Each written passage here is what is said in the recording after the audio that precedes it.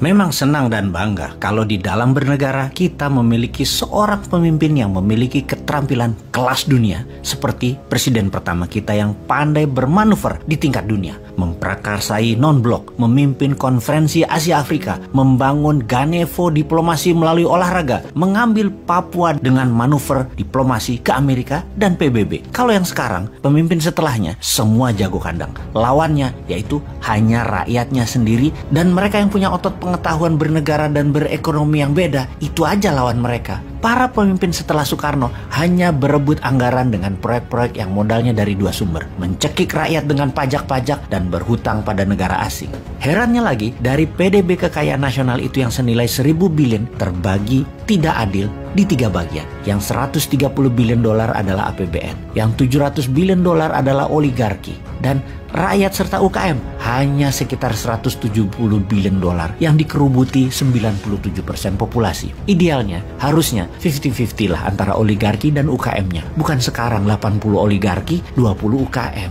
Ketimpangan begini sulit akan lepas selama pemimpinnya tidak kelas dunia, masih berkutat-kutat di dalam negeri. Main seperti Xi Jinping lah sesekali. Ingat 40 tahun yang lalu Tiongkok itu lebih miskin dari Indonesia, jauh kaya Indonesia itu. Sekarang kita bisa-bisanya kagum dan taat pada Tiongkok itu. Bagaimana ya kok bisa gitu?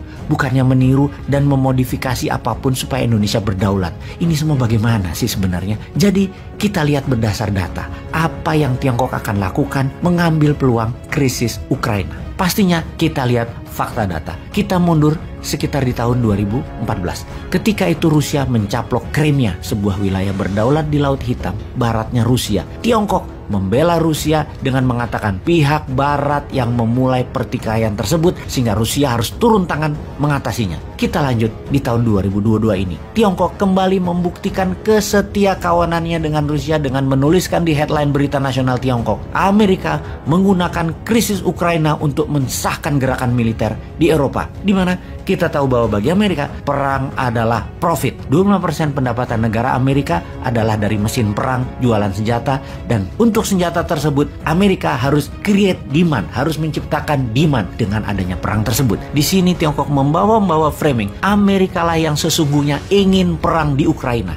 Inilah strategi komunikasi Tiongkok, blame the West. Strategi kedua Tiongkok bagaimana? Semua musuh Amerika adalah mitra bisnis Tiongkok. Strategi ini dalam akademi militer istilahnya adalah flanking attack, mengambil musuhnya lawan sebagai teman. Misalnya negara Iran, Korea Utara, Rusia, Turki, negara-negara Amerika Latin dan Afrika. Semuanya sekarang menjadi mitra dagang Tiongkok. Kita akan bahas tentang strategi flanking attack ini di serial berikutnya. Strategi ketiga dari Tiongkok ini yang paling penting, yaitu Tiongkok menjadi punya template yang sama ketika kita mundur di tahun 1962. Peristiwa perang Teluk Babi di Kuba, di mana Amerika masuk ke Kuba, menginvasi Kuba, di mana Soviet kala itu akan memasang hulu ledak nuklir di sana yang dengan mudah akan sampai ke daratan Amerika jika hal ini terpasang. Invasi Amerika ke Kuba itu berakhir gagal, namun perang dan pendaratan serta invasi dilakukan oleh Amerika. Ketika mata dunia sedang fokus ke Kuba, pemimpin besar Indonesia Pak Karno ke Amerika bernego untuk ambil balik Papua dari Belanda, dan